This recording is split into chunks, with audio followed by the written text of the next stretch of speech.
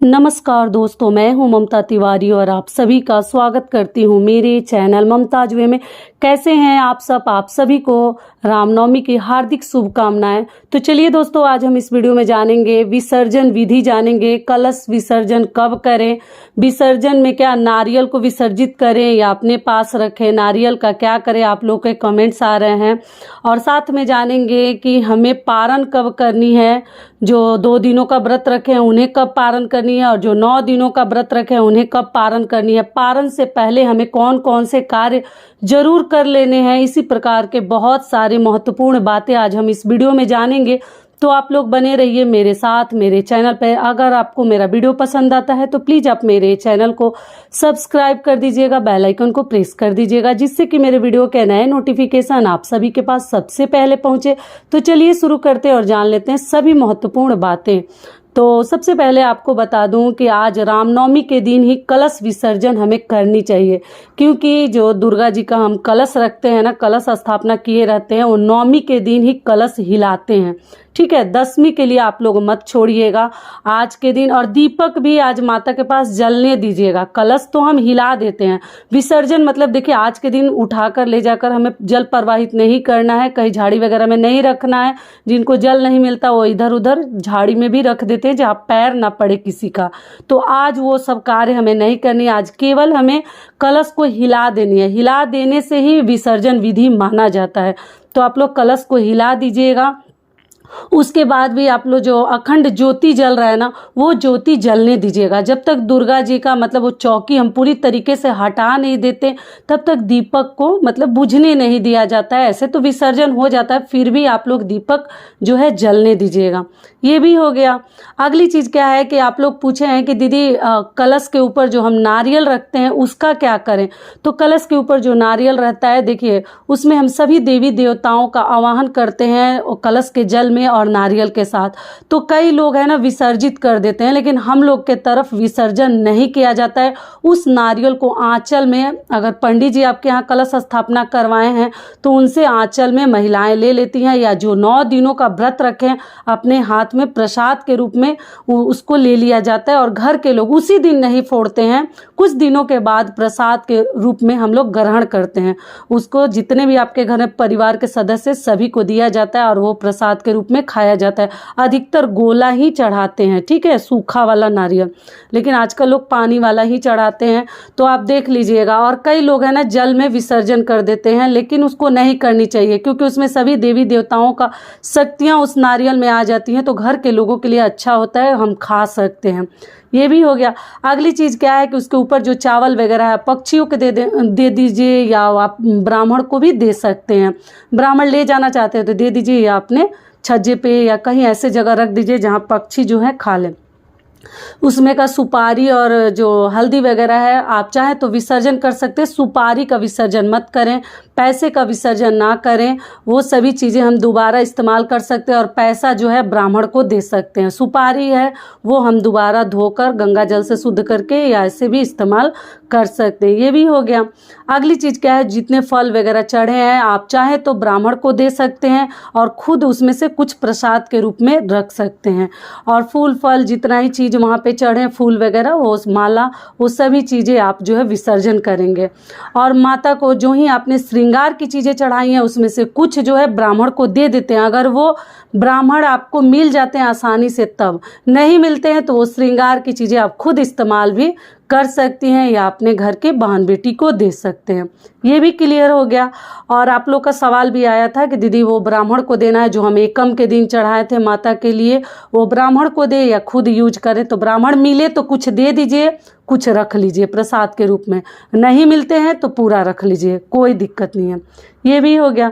अगली चीज़ क्या है कि जो ज्वारे वहाँ पर हम लोग उगाए रहते हैं, उन ज्वारों का है जो क्या करना चाहिए कि कहीं कहीं अपने ऐसी जगह जहाँ आप रुपया पैसा रखते हैं, कुछ ज्वारे वहाँ से लेकर रख दीजिए उस जगह पे। और परिवार के जितने सदस्य हैं अपने कान के ऊपर उन ज्वारों को लगाया जाता है प्रसाद के रूप में। ऐसे तो पंडित जी ही सबको लगा देते हैं, या थोड़ा थोड़ा सा निकाल कर उखाड़ कर दे देते हैं, तो सभी लोग अपने कानों के ऊपर लगा लेंगे। बाकी जो ज्वारे हैं उसको हम विसर्जन कर देते हैं, जल प्रवाहित कर दीजिए, या जल में तो नहीं डालनी चाहिए ऐसी सब चीज़ें। जल जो है नदी जो है गंदा हो जाएगा, जो है तालाब वगैरह है। तो आप जो है केवल जो जल है कलश का पूरे घर में आम के पल्लों के साथ या फूल के साथ पूरे घर में छिड़काव कर दीजिए कि भगवान का वास हमारे घर में बना रहे, जो जहाँ रहे सुखी संपन्न रहे, घर में समृद्धि और सुख बनी रहे। तो आप लोग इस प्रकार से घर के चारों तरफ उस जल का छिड़काव कर दीजिएगा। टॉयलेट वगैरह में ना करें, इस बात का ध्यान रखिएगा। और जो बच जाता है उसको या तो अपने फूलों के गमले में डाल दीजिए या आप कहीं जल में विसर्जन मतलब उसको जाकर डाल दीजिए, ठीक है। केवल जल डालिएगा, बाकी सब चीज़ें आप किसी झाड़ी में रख सकते हैं या किसी ऐसे स्थान पर रख सकते हैं जहाँ किसी का पैर न पड़े। सारी बातें समझ में आ गई। और जितने वहाँ पर आप सुपारी जो इस्तेमाल किए हैं वो सभी अपने लिए रख लीजिए और बाद में भी आप पूजा पाठ में इस्तेमाल कर सकते हैं। अगली चीज़ क्या है कि जो ही माता के लिए आपने चुनरी, लाल वस्त्र, पीला वस्त्र जो चढ़ाए हैं वो सभी चीज़ें आप जो है दोबारा पूजा पाठ में इस्तेमाल कर सकते हैं। आप या ब्राह्मण को देना चाहते हैं तो वो भी दे सकते हैं। माता की चुनरी ना दें, लेकिन जो चौकी पर आप बिछाए हैं आप दे सकते हैं। अगर वो नहीं ले जाने मतलब ब्राह्मण नहीं है, नहीं ले जा सकते, तो आप खुद भी उसको रख लीजिए, बाद में किसी पूजा पाठ में इस्तेमाल कीजिएगा अपने घर में, कोई दिक्कत नहीं है। ये भी क्लियर हो गया।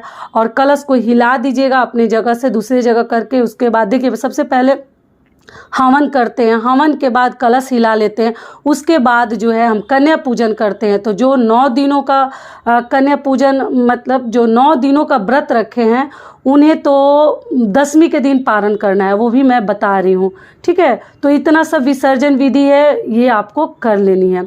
और उसके बाद कन्या का पाँव जरूर पूजिएगा। अगर कन्याएं नहीं मिलती है उसके लिए भी मैं वीडियो डाल चुकी हूँ, कौन कौन से उपाय करके कन्या पूजन का आप लोग लाभ उठा सकते हैं, तो वो कार्य आप लोग कर लीजिएगा। वीडियो है चैनल पे, अभी जस्ट डाली हूँ, कुछ कल ही डाली थी, आप लोग देख लीजिएगा। ये भी हो गया। लेकिन कन्याएं मिलती है तो ज़रूर उनका पाँव पूजिएगा। अब चलिए जान लेते हैं कि पहले हवन करें या कन्या पूजन करें। आप लोग का एक ही सवाल। तो पहले हवन किया जाता है, उसके बाद कलश हिलाते हैं, कलश हिलाने के बाद कन्या पूजन करते हैं।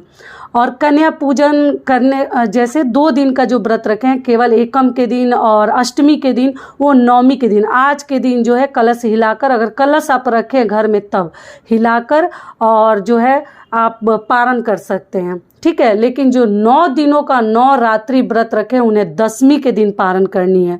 तो आप आज कलश हिला लीजिएगा, दीपक जलने दीजिएगा। देखिए बार बार बता रही हूँ, भले ही माता को आपने आज्ञा दे दिया माता को जाने का, और जो खोइछा भरे हैं वो भी चावल वगैरह जो है आप किसी भी बहन बेटी को दे सकते हैं या किसी मंदिर में दे सकते हैं या किसी ब्राह्मण को दे सकते हैं, अगर घर में आप खोइछा भरे हैं तब। ये भी हो गया। अगली चीज़ क्या है कि देख लीजिए, अगर मान लीजिए कि आप 9 दिन का व्रत रखे हैं तो 9वीं के दिन आप कन्या पूजन करेंगे, सब कलश हिला देंगे। विसर्जन जो है हम 10वीं को करेंगे, मतलब जितनी सामग्री आपने वहाँ पे रखा है उसका विसर्जन हमें 10वीं तिथि को करनी है, 9वीं को हटानी नहीं है, बस हिला देनी है, हटानी नहीं है। और 10वीं के दिन आप जो है विसर्जन कर दीजिए अच्छे से, ले जाकर जहाँ आप देख लीजिए कहीं ऐसा स्थान जहाँ कहीं पैर ना पड़े। और करने के बाद ही वहाँ से माता की चौकी हटा दीजिए, वहाँ पर पानी से पोंछ लीजिए और सब कार्य करने के बाद किसी बैग में उठाकर वो सभी चीज़ें ले जाकर जहाँ रखना है वहाँ रख दीजिए। और जल को आप जो है किसी सरोवर नदी तालाब में डाल दीजिए, नहीं है तो किसी गमले में डाल दीजिए। कलश का जल थोड़ा सा तही होता है, ठीक है। ये भी हो गया। उसके बाद से आप जो है माता को भोग लगाकर फिर से पूजा पाठ कर लेनी है, स्नान ध्यान करके पूजा पाठ आपको कर लेनी है। और उसके बाद विसर्जन वाली चीज़ों को ले जाकर रखनी है। और उसके बाद जो देखिए हम लोग के तरफ तो 9वीं के दिन भी खीर पूड़ी बनता है और 10वीं को भी बनता है, क्योंकि 10वीं तिथि को भी भोग लगाकर विजयदशमी के दिन और फिर वही खीर पूड़ी हम माता का भोग मानकर प्रसाद मानकर व्रत खोलते हैं। और जो मिश्री मेवा 9वीं के दिन चढ़ाए रहते हैं वो सबसे पहले मुख में डालते हैं। हलवा पूड़ी वगैरह तो नहीं खाते क्योंकि बासी हो जाता है। तो अगर आप चाहें आपके यहाँ खाया जाता है तो आप लोग खाइए, लेकिन आप मिश्री मेवा, इलायची, लौंग ये सभी चीज़ें भी खाकर आप जो है व्रत खोल सकते हैं। और खीर पूड़ी बनाकर पहले भोग लगा दीजिएगा विजयदशमी को, और उसके बाद आप जो है अपना भोजन जब लेकर बैठिएगा तो उसमें से पशु पक्षियों के लिए, गौ माता के लिए थोड़ा सा जरूर अग्रासन निकाल दिया जाता है, ग्रास निकाल दिया जाता है। उसके बाद ही हम जो है पारण करते हैं। और पारण करने से पहले आपके घर में जितने बड़े सदस्य हैं आपकी माँ हो, आपकी दादी हो, पिताजी हो, दादाजी हो, या जो भी है, वो लड़की हो, बहू हो, या कोई पुरुष हो या भाई हो, जो भी हो, आप लोग पहले बड़ों का आशीर्वाद ले लीजिए, क्योंकि आपने इतने दिनों का व्रत रखा है, 9 दिनों का, और आपका व्रत अच्छे से भगवान ने संपूर्ण करवाया, तो सभी का आशीर्वाद लेने के बाद ही आपको 10वीं के दिन पारण करनी चाहिए। समझ में आ गया पूरी बातें? अच्छे से वीडियो को सुन लीजिएगा, समझ लीजिएगा, उसके बाद ही आप लोग मुख में पारण कीजिएगा।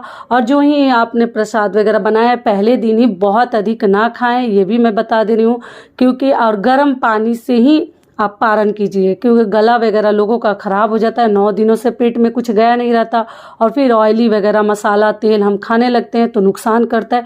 थोड़ा थोड़ा मतलब क्वांटिटी में आप लीजिएगा, मात्रा में एकदम थोड़ा थोड़ा करके खाइएगा, भले ही 2-3 बार खाएं, लेकिन एक साथ बहुत ज़्यादा भोजन मत कीजिएगा। ऑयली खाने से बचिएगा, नहीं तो तबीयत खराब हो जाता है, पेट में प्रॉब्लम शुरू हो जाता है।